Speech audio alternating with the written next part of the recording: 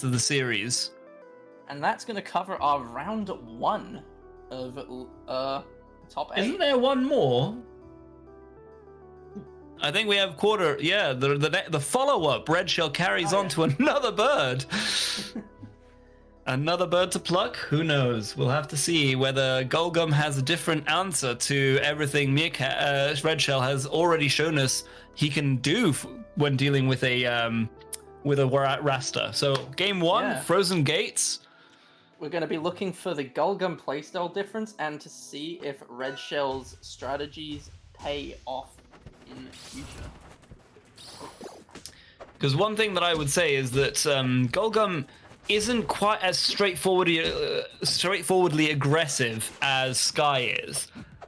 Gullgum has a very different approach, which can work in these situations, so we'll have to see. Certainly Gullgum moving around very well. I will say Gullgum's already much less on this aggression. Mm. And fishing for little aerials, with little tilts, things that he can maybe use. Yep, and hovering a little bit, taking their time. But unfortunately what was... that was spicy. Up B, unfortunately not going to find the down strong because that up B is going to cover it, but too low an angle, wall jump gone, and that's going to be Gullgum taking the first stock. That's a great use of Nair, actually. It was to cover over the options there. Can a Rasta down strong actually beat a up special of a Rano? Because I've seen a lot of them try. I think if you hit them towards like the back of their up B hitbox, you can, but it's pretty disjointed around the top. It's almost a spacing / timing puzzle there then.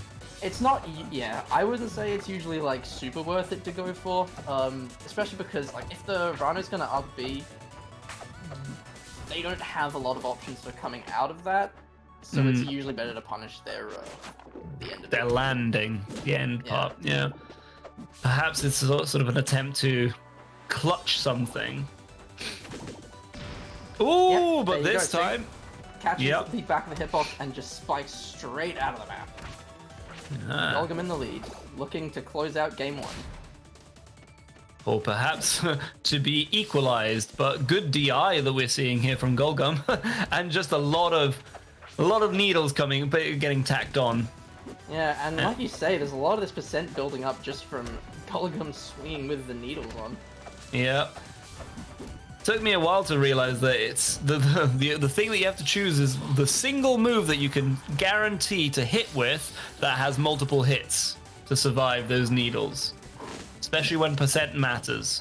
Ooh, gonna try and rack on needles before going for the forward smash, but that gives Gullgum an opportunity to just dodge. Oh, great use of the platform there to save themselves. Oh, that beautiful read! Clap across the stage. And a clap for Gullgum. Very well played. That was a good reversal there of a potential edge guard that was going to be very dangerous to face. Reading it in advance, protecting. Great read. Game 2. Jules Veil. Here we go. So it seems that the actual player difference is actually mattering. The mix-ups that Gullgum is putting over instead of this straightforward aggression seems to be paying off at the moment. Although Redshell doesn't seem to be shy either. Oh, definitely not. But it's gonna just return to the game plan, sit back, try and find his hits. Exactly. Oh, here come little the mini hovers. Mini hovers are back. Redshell's returning to the roots, but it seems that Gullgum's not afraid to just take their time. Slowly find those openings, as you said, and then just follow them up. Great side special. Oh, that was a quick one. I think that was definitely going to be a very spicy option if it hit. I don't know if it would have killed, but showing confidence is always useful. Ooh. There we go. It seems that Gullgum does know that sometimes it's best to just Great special there. Up special. Wow, I was surprised that one found a kill, to be honest. Very much so. I think it was possibly a drift problem there again. And now we're back to sharking. Moving so great, so well around all the needles right now. Sure taking in a few, but not all of them. But I think Red Shell is seeing some good results from just, you know, keeping it reset, getting back to the basics of his plan, forcing Gullgum to come after him. Oh, it felt like that was one of those times where the idea comes, but the buttons, the fingers don't quite execute it as quickly as the idea happens. Oh, what a fantastic one. The dash attack off stage is going to find a very nice confirm. As will the bear. So the back air. And we're back to square one, but one stock only. I like how Gullgum is trying to use the bubble, the defensive bubble, to just tack on more percent here. Again, it's sort of like Borb versus Burning, and using the resources of the other character or the other rival to your advantage is a great choice. Unfortunately, that cover is going to give Gullgum the room to get this parry off. And now Redshell's going to find his way back to stage. He is going to manage it. And now he's got to be really careful. Poison stack's cleared. But that bubble is going to do so much and put Redshell back in control of this stage. The tip of the wall is going to keep Gullgum on the stage. And both of them looking one hit away from killing the bubbles. I was gonna say exactly. It was the up special. I think it was the up special that took it there. Wow. It was a forward clap, but yes. A forward clap. Oh, sorry. I'm just always hoping it is an up special because such the crowd pleaser. It traded with the back air. Traded in favor. Very close. Again, twice that the forward strong has actually clutched it right at the very end. Well played. So, game 3. The Endless Abyss. Yep, final destination.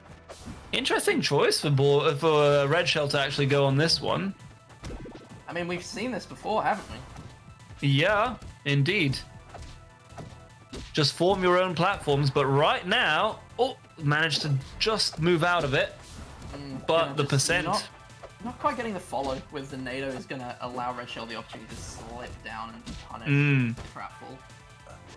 And very optimistic up B on there as well. It seems like Gullgum is a little bit desperate to try and find something. Yeah. Yeah, another one. Throw out some moves a bit. And Red Shell's taking advantage of this. It does seem that the little hovers that Red Shell likes to do don't seem to phase Gullgum enough to actually be worth it. Except for, obviously, if you're setting up a specific edge guard, but... we saw that Sky was getting caught by them a bit more. Oh, wow. That didn't kill. That was some very good DI there. These are saving everybody today. Yeah. No wonder that they are being thrown out. And the up strong. And a survive. That's very key here. Survive. Red Shell at this point just kind of fishing for these back airs. Looking for something to hit. At the same time, as long as they're not on the floor, they're very safe to throw out. There's often very little you can do to answer them if you get tagged by sweet or sour spots. It's equal on stocks, but not on percents, so we have to see what Red Shell decides to do at this point. Gullgum seems to be controlling the space, and Red Shell has nowhere to run most of the time. Nice tongue. Yeah, without the platforms for safety, Rano tends to be quite exposed. It seems like the choice of Endless Abyss is actually not helping here. Ooh, that could have been a very easy parry there, but I think the pressure might be hitting home around about now. Oh, maybe sometimes. Sometimes it's hard to tell who's getting knocked about. Yeah, it is, but it seems like... back and forth with every trade. And this is... Yep, I'm some good seeing in sportsman chat shit. that apparently Gull and Redshell, unfortunately, getting standard rivals Australia connection problems. Well, at least there's some great sportsmanship by both of them, actually not even changing their position on stage, just waiting it out.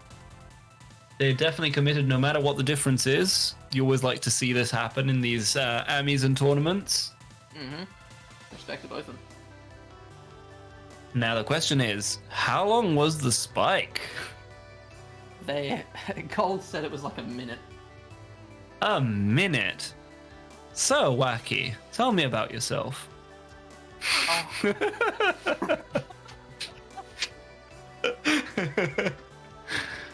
Oh. About a minute.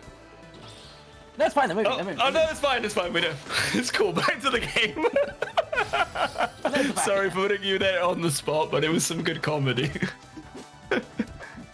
And we're back to almost even. Gullgum has a percentage lead, but as we know, that can quickly change. A great keeping Redshell off the sides. Ooh. These Needle Storms just racking up the poison stacks. And look at the percentage being built. It is. It's pretty much close at this point for a Raster. And Redshell what just can has be to keep Raster back, and these poison stacks are going to keep racking up. good DI there, just making sure. Oh my goodness, there it goes. Good forward strong to punish the landing.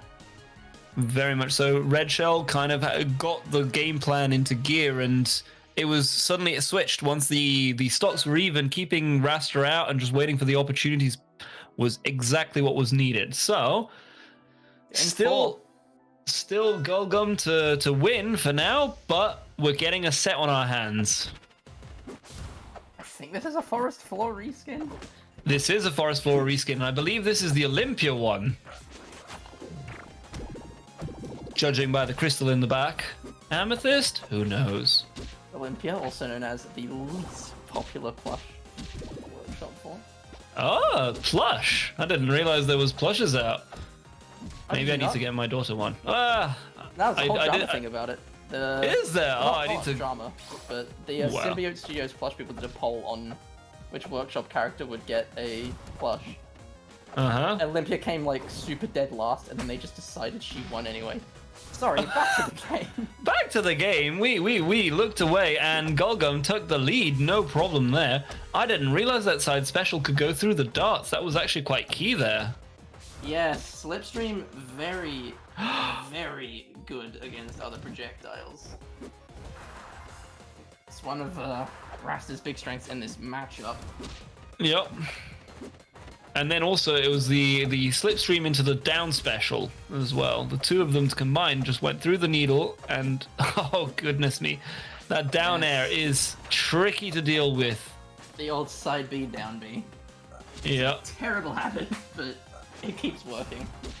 It does.